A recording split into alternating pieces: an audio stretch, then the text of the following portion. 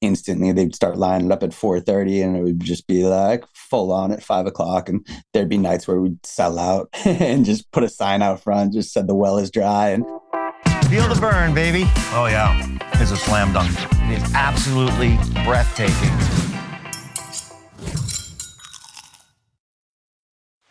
Welcome to the Bike to Bites podcast. I'm your host, Garrett Bess. This is the companion podcast to the Bike to Bites television series. And why are we doing a podcast?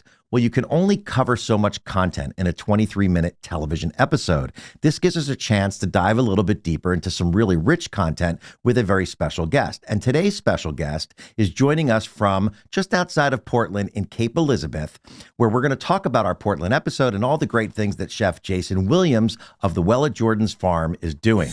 I'm excited to get into this episode, but before I do, I wanted to take a moment to thank our sponsor, E+ for their support of the Bike to Bites podcast.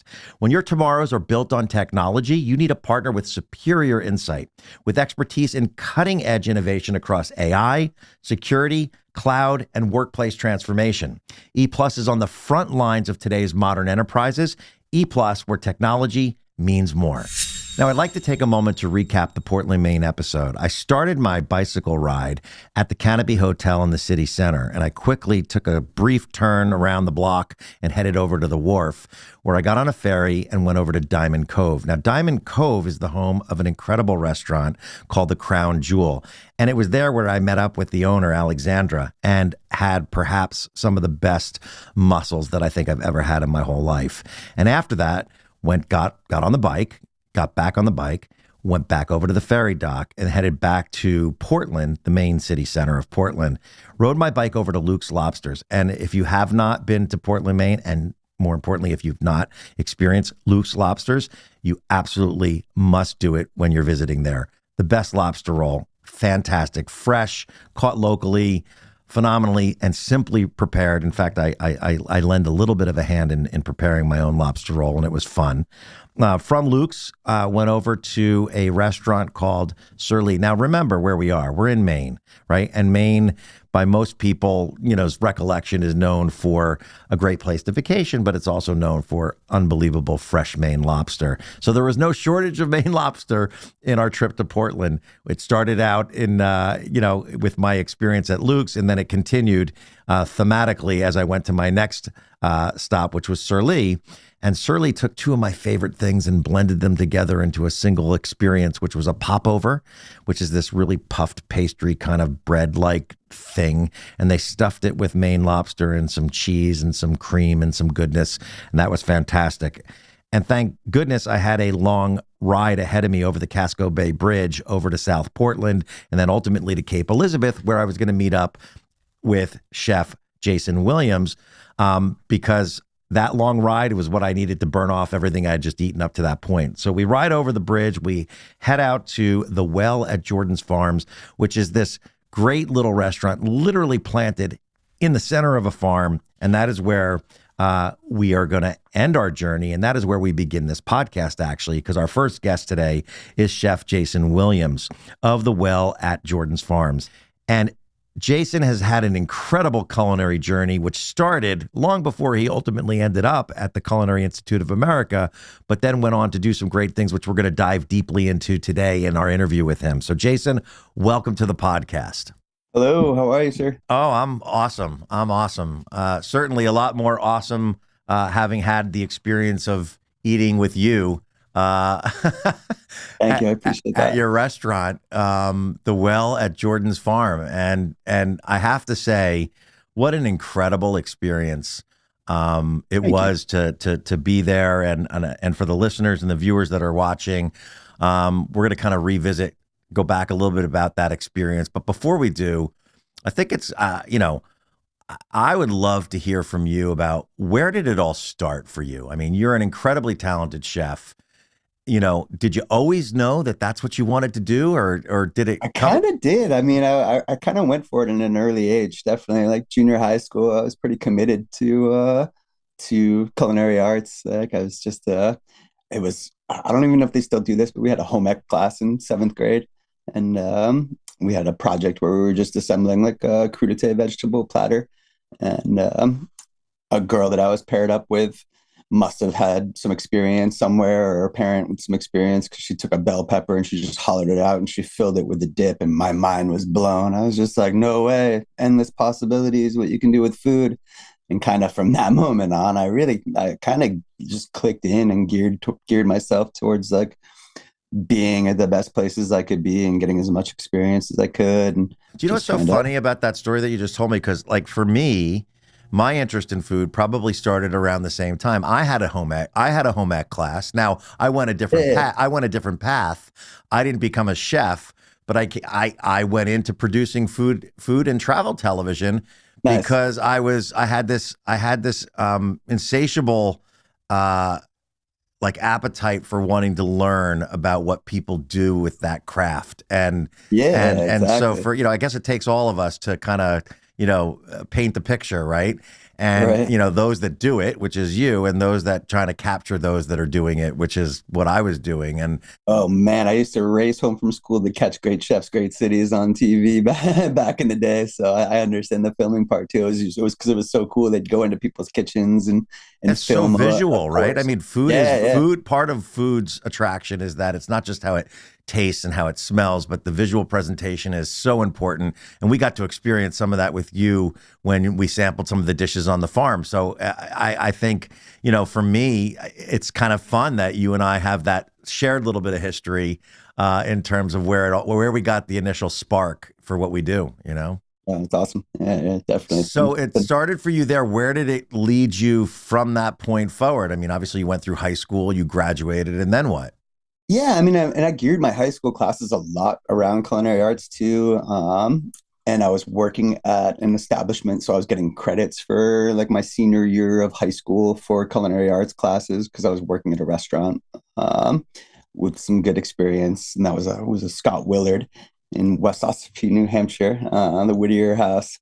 And that was my first introduction. He was a Culinary Institute of America graduate, so he kind of opened my eyes to what more was out there. I grew up in the kind of small town, New Hampshire, so my vision was really just what I knew in front of me, which was like a ski town environment, kind of. So native New Englander your whole life, basically. Yeah, yeah, yeah, yeah, yeah. Born in Foxborough, Massachusetts, and then moved up to New Hampshire at an early age, in like third grade, and kind of stayed there, till I was on to college, which was I ended up going to Culinary Institute of America thanks to Scott Willard. He kind of vouched for me and got me into the school and That's all no that small stuff. feat.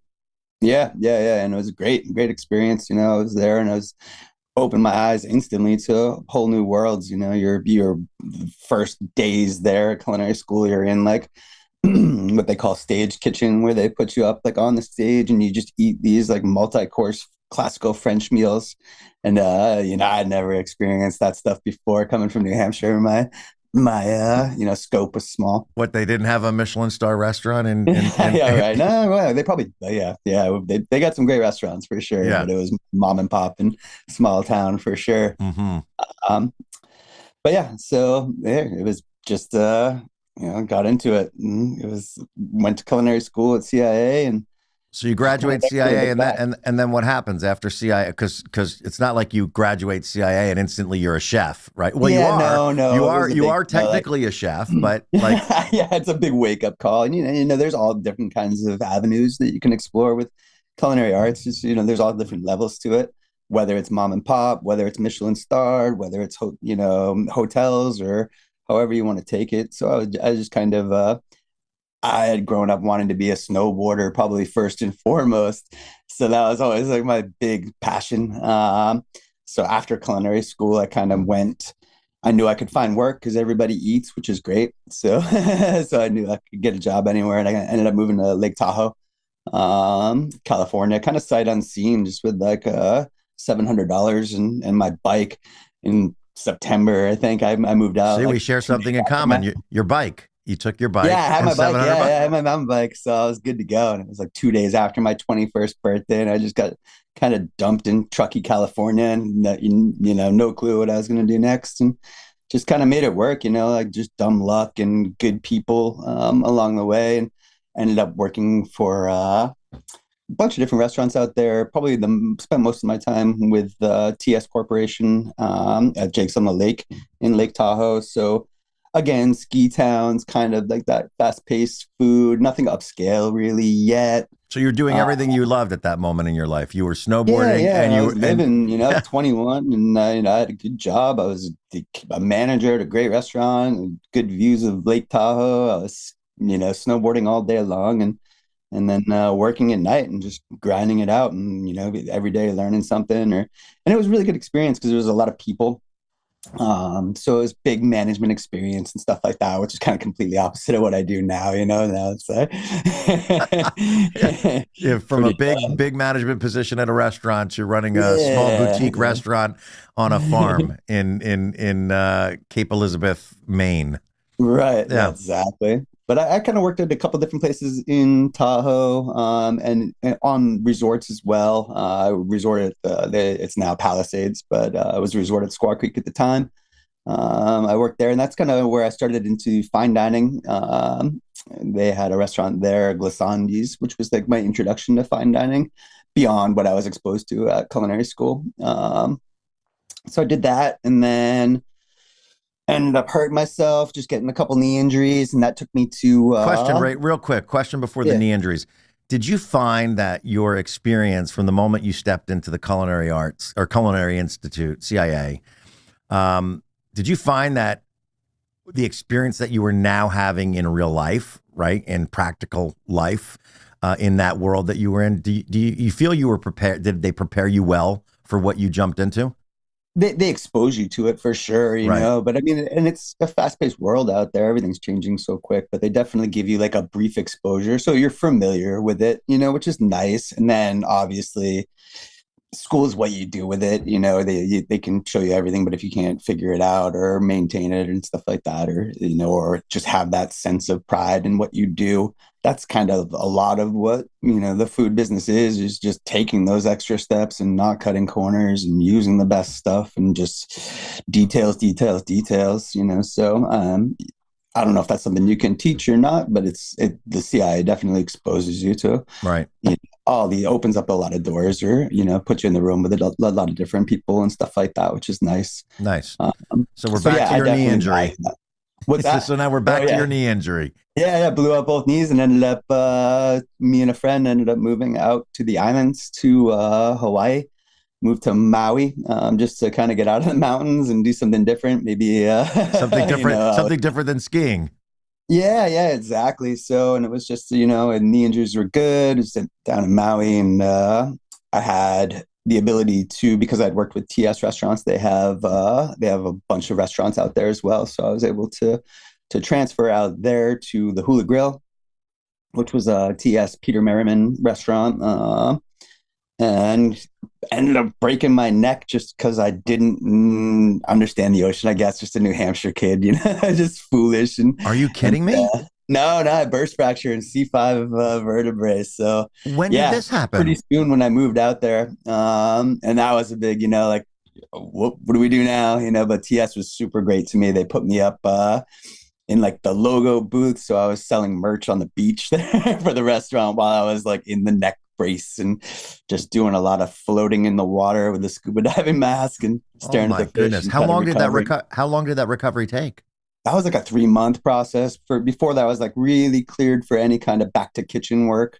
Where, so I was 3 months at the logo booth, just kind of, which was a great place to be injured. I'm on Kaanapali Beach in Maui and, Yeah.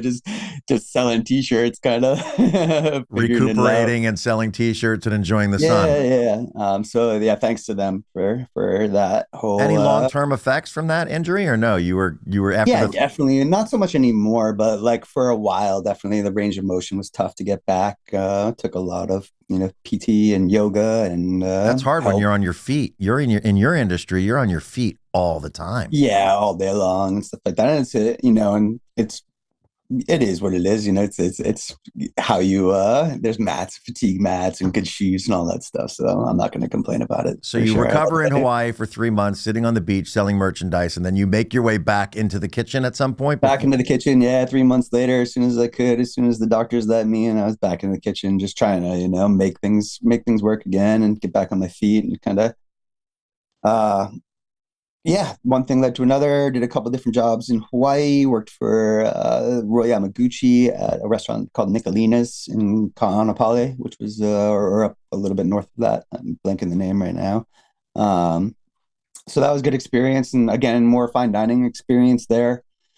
Met my daughter's mother in Maui. She happened to be from Maine. I was from New Hampshire. She was from Maine. We met way out in Maui, so that was kind of That's cool. kind of Just cool. Wow. uh, Is that what yeah, brought you is that ultimately what brought you back to Maine? it sure is. Really? Okay. Yeah, yeah, it comes full circle. It's kind of why weird. So you come back to New England. This time you're no longer in New No, no, Hampshire. actually, we ended up going to Napa Valley from First. Maui. Yeah, from Okay. Maui. I really was into wine knowledge, and not from like the sommelier kind of wine pairing thing, more just from like the ground up. My uncle is kind of straight up Italian, and he used to make wine in his basement, stuff like that. So I've always been interested in it. So I just wrote a bunch of Hail Mary letters to different wineries in Napa Valley and ended up all of them pretty much wrote back saying, sure, harvest apprenticeship. Yeah, for 2004. So I ended up going with Cake Bread Cellars. Okay. And I spent the whole the 2004 vintage just doing kind of like what they call like cellar rat stuff. So I was doing like the punch overs, just working with the product all the way up, everything from, like harvesting, or I wasn't really in the fields, but from the moment it's dropped on the docks for the pressing and all that stuff, Let right me up tell you, to that's not easy. Where I have a friend of mine who owns a winery up in Ukiah called Masut, and his name is Jake Fetzer, and he is the grandson of the famous Fetzer wine family. But awesome. Yeah. he's growing Pinot Noir and Chardonnay up there. And I've been out to their winery, and I've done the punch downs where you sit up, Yeah. you stand up on the tanks, and you The you got a, you presses. got a harness on you so you don't fall into Right. the tank, and you're literally punching the grapes down, in the Yep. tank. Yeah. That was That's awesome. Awesome experience for sure. hard So I did work, that. hard Yeah. work. Yeah. Hard work. A lot of cleaning. A lot of Yeah. cleanup for sure. Like, but yeah, that was a lot of fun and super good experience. And I loved it. And it was beautiful. We were, there's it's Napa Valley and just harvest season. So there's, hot air balloons and everything's magic for sure. So that was a lot of fun. But I missed the kitchens. So yeah, I don't know. The wineries are awesome. It was great, but I guess maybe been so used to that instant gratification of the kitchen where somebody can thank you for what you made that day instantly. It was really, I guess I missed that. Whereas with the wine, Yeah, it's it like takes a five couple of years years for later. someone to thank Yeah, you. yeah, yeah, yeah. 5 years later, you get it at the Yeah, store, and you're like, "Oh, cool." right. But then I have some from that 2004 vintage that I'm holding on for, like when my daughter graduates from school this year and stuff like that. Oh, that's So very cool. super That's very special. cool. Yeah, Yeah, that's so very great moment in special. time. But I was eager to get back into the kitchens and did a brief stint at Trevinia restaurant in Napa Valley, and then a kind of a longer stint at Auberge du Soleil, um, which is like a Michelin Oh resort. yeah, great, great Awesome, restaurant. yeah, yeah, Hmm. awesome experience there. Chef Curry name, and oh man, that place was a lot of fun, and really that's where I saw like super fine dining experience and stuff like that, which was really nice. And I learned a lot there for sure. And I was working with a lot of fish and doing a lot of cool product, and they had nice gardens there and everything. So So that brings you. So you've done your time at Auberge, right? And then was that right before you decided to come back to New England? yeah, we were actually going to go to St. John in the Virgin Islands was the next step, and we're in the process of moving cars back there. So me and Jen, who I met in Maui, who was from Maine, we were like, okay, let's go to St. John's, try a different island. Sounded super awesome, all about it. But we ended up coming back to Maine interim, so we brought all our stuff and kind of staged up in Maine, and before we were going to head to St. John. And just I hadn't been back for a long time, so it was so nice to just be back in New England. And I hadn't really spent much time in on coast because I was just in Mount Washington Valley. So it was awesome. And we ended up going to St. John with intentions to move, but pretty much a couple weeks in there, we're like, let's just go back to Maine and maybe think family, think different, or whatever, and set it up because Portland then was like, oh man, I came here and I'd come from California and Napa, where all the restaurants were just like really kind of mega corporate restaurants. And I came back to Portland and they were all like chef owned and really cool, doing awesome things. And just, you could just feel the love was different. The energy was different in all the restaurants then. Um, and so I loved it, but we ended up going to St. John, got there, kind of was different than Hawaii. So not really what we were expecting, and ended up just saying, whatever, let's go back to Maine.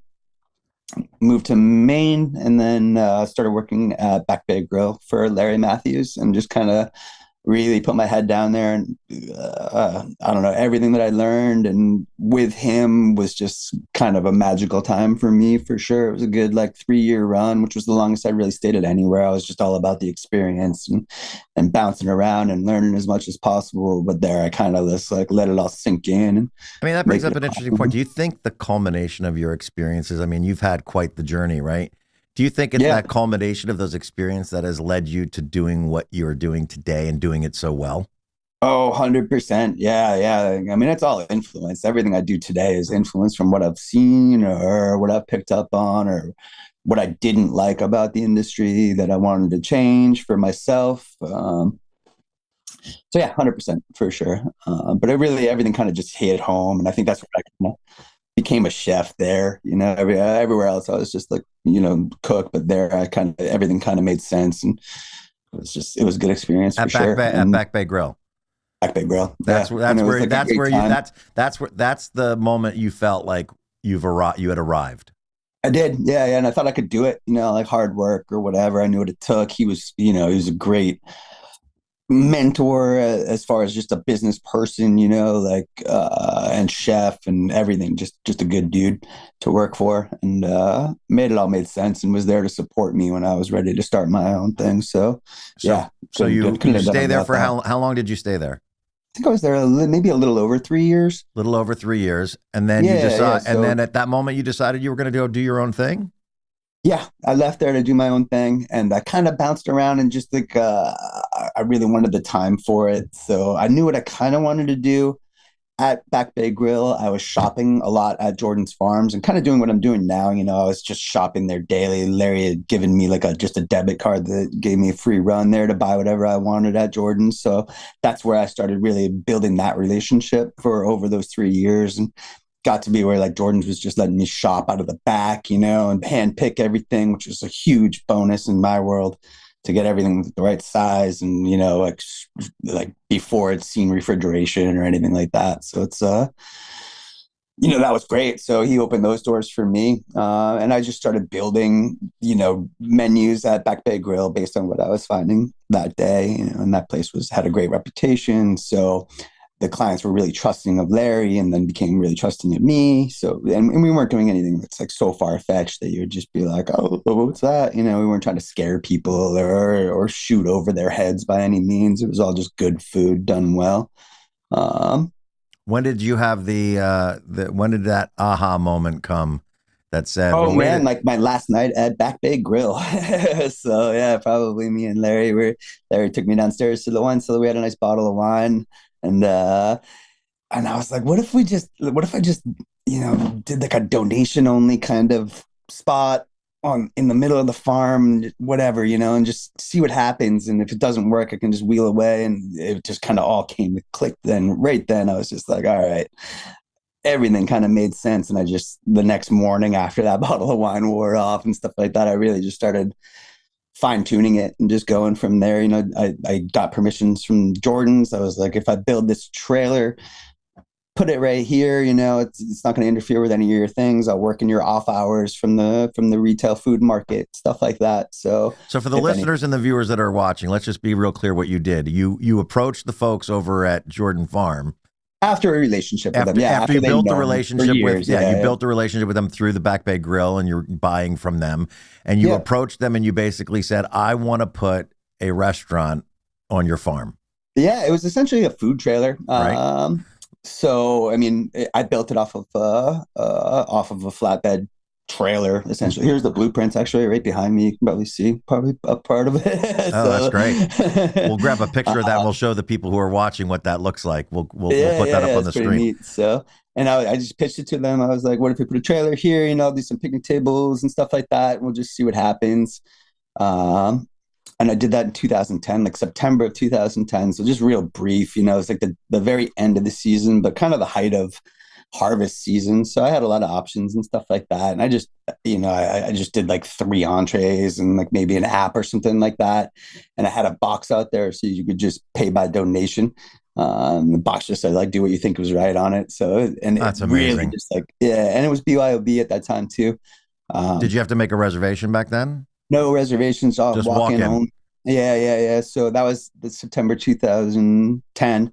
And then so only open for like 6 weeks that season, but that was just like a big goal of mine was just to be open that year. I don't know why, but So obviously everything, all the fresh ingredients, the vegetables, the fruits, that was they're coming that's all. directly, the herbs, they're all coming right from the farm, right? Yeah, yeah, that's always been the same, What which is about nice. your proteins and things of that nature? Where do you, I mean, how committed are you to the philosophy of local? I mean, as committed as I can. It got a little tricky over COVID years and stuff like that. I lost a lot of producers, but I've had a lot of the same producers for a long time, which is great. Like through Back Bay Grill, even those relationships have been. So now we're going on like, geez, like 17 years or something like that. So, yeah, Tom Hasty, who does raises all my pigs for me. We got like a pretty good routine where, he lets me know I let him know what I'm going to do next season. If I'm going to change anything that's going to change my numbers around and stuff like that. So I'm basically pre-ordering live animals now, and then they're all set up for like intervals over my season. Same with lambs and beef. If I can get local beef and stuff like that, I always work with Gabe Clark up And up of there. course, there's So no shortage of seafood. seafood's easy. Yeah, I mean, it's yeah, right in that's your great. backyard. Yeah. That's a good one. But yeah, it's tough with the inspections and stuff to go full local just because you do have to have USDA inspections and stuff like that. I wish I could source everything from right here, and I can a lot, but I just start as small as I can and just work outside in a ring. Are Yeah, these local farmers that are raising these these proteins like the yeah. lamb, the pigs? Are they processing at a obviously they're at a USDA I facility do, when they yeah, but they have to. Those dates are super hard to get, so that's a whole problem on its own. As far as that's why we do it so far in advance, just because I know like the dates that they'll tell me what dates they're going to be, and so if you there's really have like to do some planning. I mean, what's that? you really do have to do some planning on your end. Yeah, I mean that's why kind of my menus are blind too, which is nice because then I can roll with it because I do a whole animal butchery and I'm not just opening cryovacs of one cut of meat. I kind of do the blind tasting menu so that I can just utilize the whole animal So and explain that find. blind tasting menu for those that are listening and watching is that they come to your restaurant and they don't know what you're serving that day. Is that correct? No, no, they don't. I love Yeah, that. I yeah, absolutely yeah. love that. It's kind of funny. There's a sign at the bottom of the street that has like all the vegetables hanging off of it that are for sale at Jordan's farm in the farm stand. So that's a pretty good preview of my menu, like as you're coming up the hill. I rode up that hill and I saw that sign. Yeah, yeah, you biked that Absolutely. up. Yeah, you Yeah. biked up. And you know what and you've now since have expanded beyond just the trailer, right? Oh yeah, Tell yeah. everybody how so that was 2010 when you started with just the food trailer with the last 6 weeks of the season. Right, right. How did it grow from there? The rest was all just kind of solving problems as they crept up, and really taking the off season to reset and think about it. It become I got great word of mouth because it was BOIOB, great, and because it was like a donation thing, and I had a lot of friends in the industry and stuff like that. So 2011 season started out like getting really busy, and we were doing big numbers, but then because there was no reservations and nothing like no covered spaces, it became like a fair weather spot essentially, and it would get super packed right when we opened at 5, so it would kind of do a lot of damage to like the farm stands business just because it would block up the parking lot when they're still open for their stuff, and it would just dump a lot of people on the property like instantly. They'd start lining up at 4:30 and it would just be like full on at 5 o'clock, and there'd be nights where we'd sell out in like the first and second, or like 2011, 2012, just like pretty much in an hour or two, we'd do like 70 people through there, and me and like one other person in the kitchen, and just put a sign out front, just said the well is dry, and and go on. And people So would be everything like kind of, cursing their way down the street as they realized that yeah, what they were hoping to exactly. happen just couldn't happen Yeah. that night. And I mean, we were really, I was killing myself. I was doing the best I could, but it was just like we start from scratch every day. And I'd load up as much prep as I physically could do before we open, and then just the coolers would be drained by the time I put that sign up. So it was just like hamster wheel, and hard to plan for because if you got 3 days of rain, nobody was coming. So it was like, next came the gazebos, which gave me a little more reservation space, covered seating, They're beautiful. kind And of, yeah, we sat in one of those together when we had gorgeous. our time Yeah. together, and it was phenomenal. Yeah, they're Beautiful. awesome. That was a huge addition for sure. And those are so nice. And it started off with, I think I just had the two large ones. So Um, for those that are listening, it's on the farm. There's the main trailer where you started, then you've added on to that, right? Correct. A Yeah. little Now bit. there's four gazebos, two large, two small, Yeah. and a chef's porch area. That's really nice too. Bar And a bar slash area. And you can area and actually sit in fireplace. those gazebos and enjoy your dinner on the farm.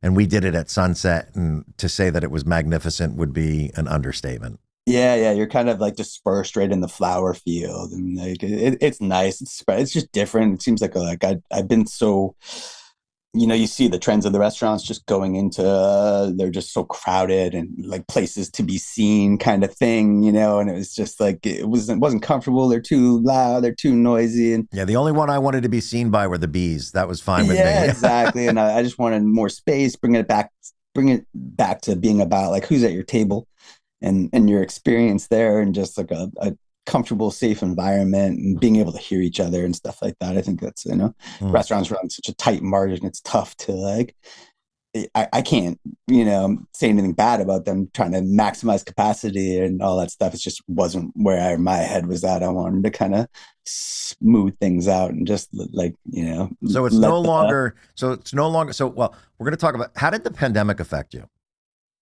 oh, I was, man, like, it was like kind of set up for it because because I did have like they're all spread out tables. So So you did okay.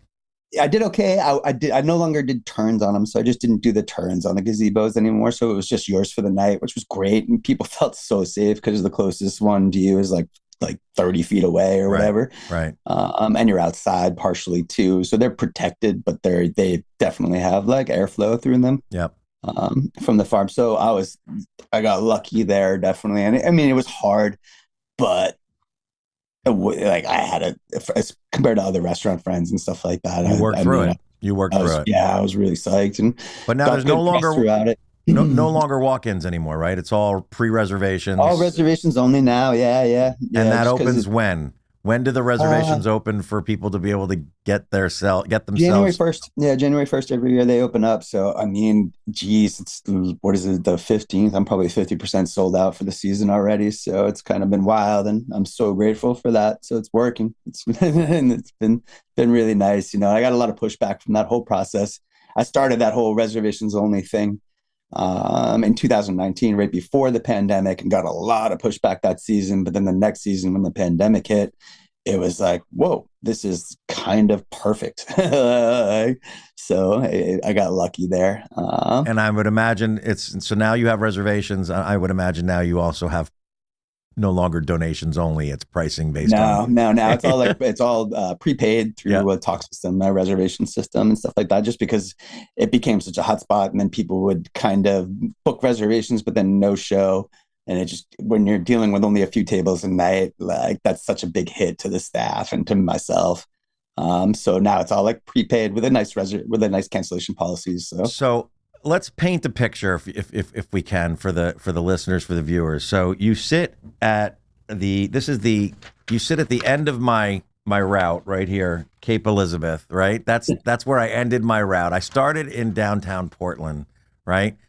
Paint a picture for where you're situated geographically in regards to the city of Portland. What makes it so unique and so special?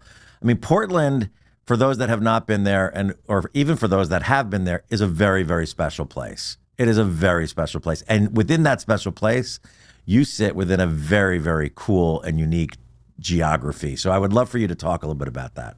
Yeah, I mean, I'm super lucky that I landed here. That was the girl that my daughter's mother from Hawaii, Jen, and she was from Cape Elizabeth, so she introduced me to this place. So when we came back, when we moved back here, we kind of set down some roots, had a child. But Cape Elizabeth is just like you're 15 minutes outside of a nice working city with beautiful restaurants and waterfront, working waterfront, so great fishing places, world class seafood purveyors. And then we're just over the bridge, like 15 minutes away.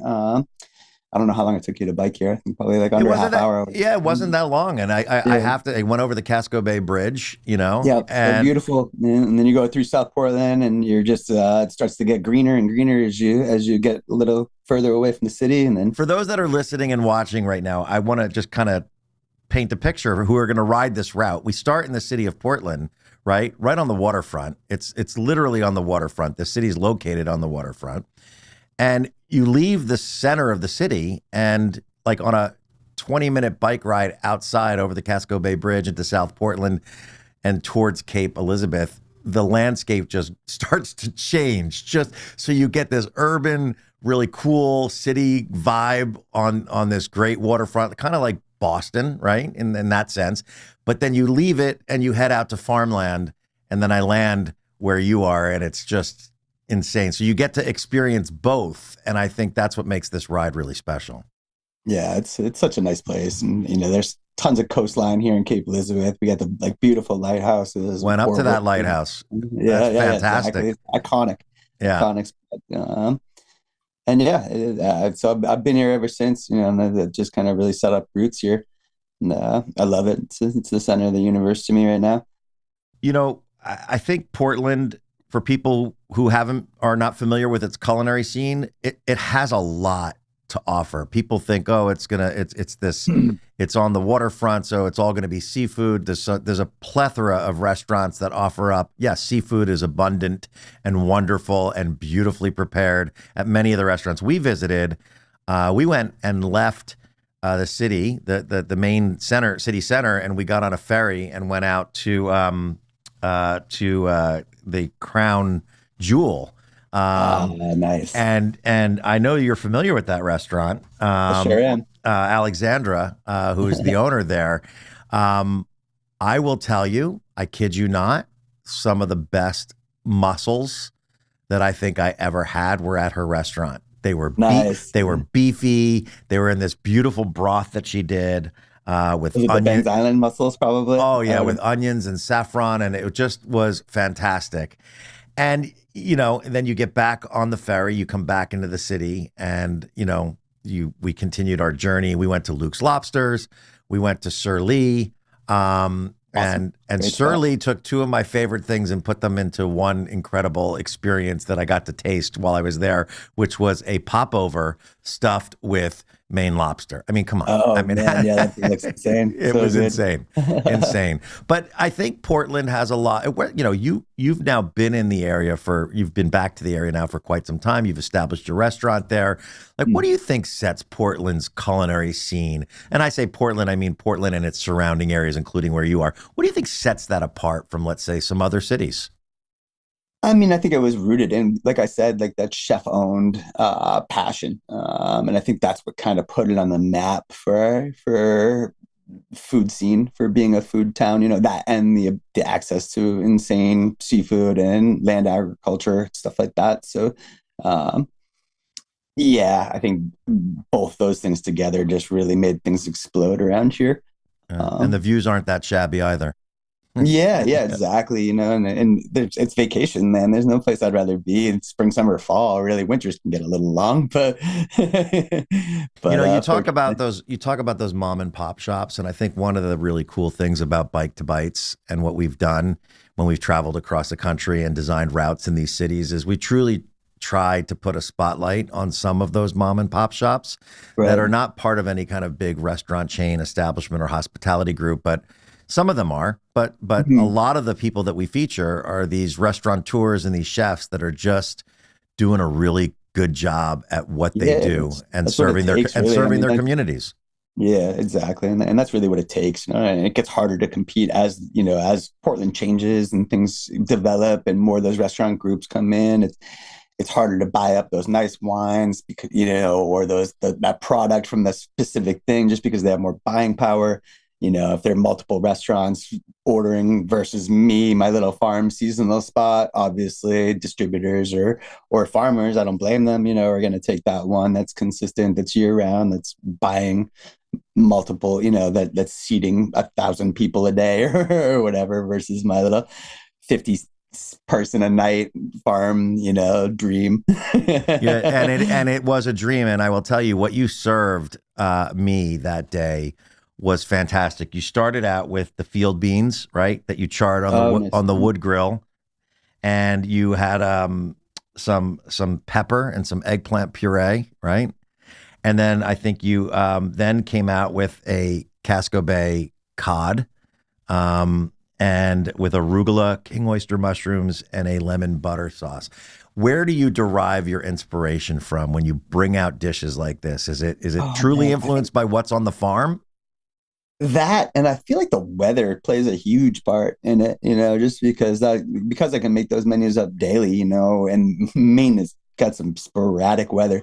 So, if it's all of a sudden 60 degrees and chilly or something like that, that's a huge how what I'm feeling of making that day for everybody or whatever. And I think that gives me such a leg up. I'm not writing this like elaborate menu and then sourcing the ingredients and then just kind of force feeding it to people and selling it through like fancy wording on a menu description. You don't know what you're really getting. I'm just trying to make good, honest food, and I think that translates really well. Um, You know, it's interesting. We you talk about the when we eat and when we enjoy great meals, it's really how well do you tickle all of the senses, right? It's the taste, it's the smell, it's the visual, it's the texture, right? But one of the things that I think is under valued, and in your case, it's over accentuated, in my opinion, is environment, right? The yeah, 100. environment Yeah. the environment is part of the experience of what you're enjoying at that moment, right? And how well you're enjoying it. To be sitting out in a gazebo in the middle of a farm with fresh wildflowers growing all around me and the bees humming and the sun setting in the Casco Bay, on Cape Elizabeth. I miss it. Oh man. It is absolutely part of the experience, the dining experience, that food memory that is created as a result of it, which is makes it that much more enjoyable. You have created like a picturesque, you know, um, experience that I think anybody who would come to your restaurant would absolutely enjoy. The food stands by itself, but then when you marry it with everything else, and your passion, right? You love what you do. You get up every day. I was there. You were like smiling. You were excited to have like everybody there, and it wasn't just because a camera was there. I think it's how you operate in any given day. Yeah, yeah. I think sometimes when everything's hitting on all cylinders, the environment, the food, everything like that, it can be super magic, And I've definitely that's what keeps me going, pretty much every day because I've definitely felt that there before. I'm just like, oh man, this is awesome. I'm so grateful. I can't So wait to take my wife and my adult kids. When we used to vacation in Maine every year when the kids were little. We would go up to Booth Bay Harbor, and my brothers and I would rent a house, and we would stay there with our kids. And it was very, very special, right? But what I experienced with you was also very, very special, and thank you. I can't wait to share that with them because I got to get a reservation. But I better hurry up before they're all gone.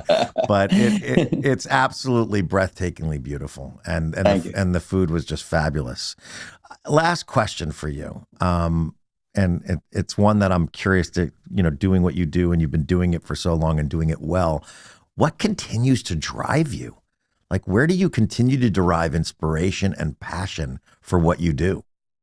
Oh man, I mean, geez, now that I've seen like a long time of the restaurant, in its thing, I've had kids that I remember coming to the restaurant that are now coming as adults that are just like, this was just memorable as a kid. I can't wait, like you said, to take their family and stuff like that. So I'm just soaking all that in right now. And that's kind of been huge, which is kind of cool.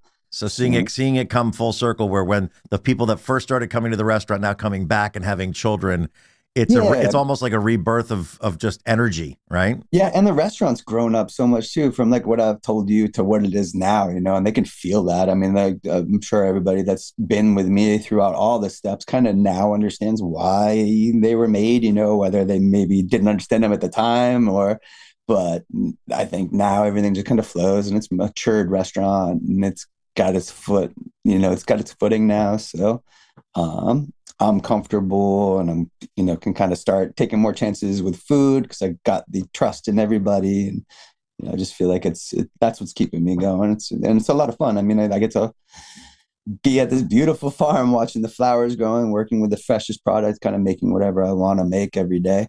So how could you not, just be passionate about that? It's pretty special. It is pretty special. And for listeners and viewers that are watching, Jason, how do they find you? Where can they find you? Whether it's on Instagram, the website, give everybody some information on how they can make a reservation and come see you at the farm.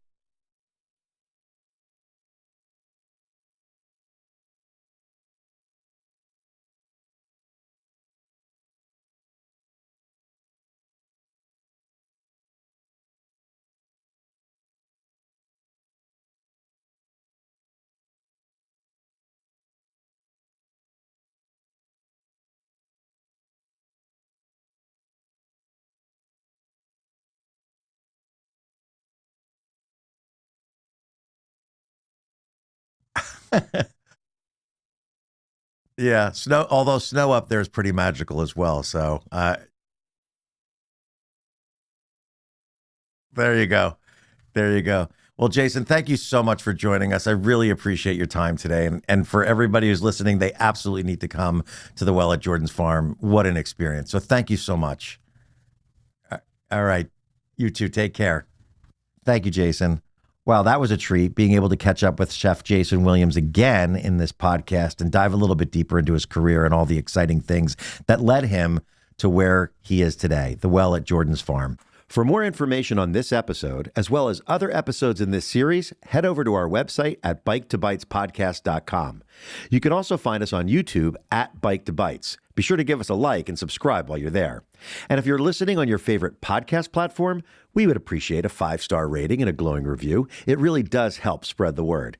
Check out our Instagram at bike2bites.tv and be sure to follow my personal Instagram at Garrett A. Bess, where I post shots of my daily rides and interesting places I visit. If you're interested in watching the Bike to Bites TV show, please visit bike2bites.com. We also have some really cool stuff of Bike to Bites apparel and some other things that you can check out while you're there. I'd like to thank our sponsor, E+. E+ helps organizations harness the power of technology for truly transformative results. From AI and security to cloud and workplace transformation, E+ brings you the right solution at the right time in the most efficient way. E+ is on the front lines of today's modern enterprise. Check them out at eplus.com. And remember, pedal, eat, repeat. We'll see you next time. Feel the burn, baby. Oh, yeah. It's a slam dunk. It is absolutely breathtaking.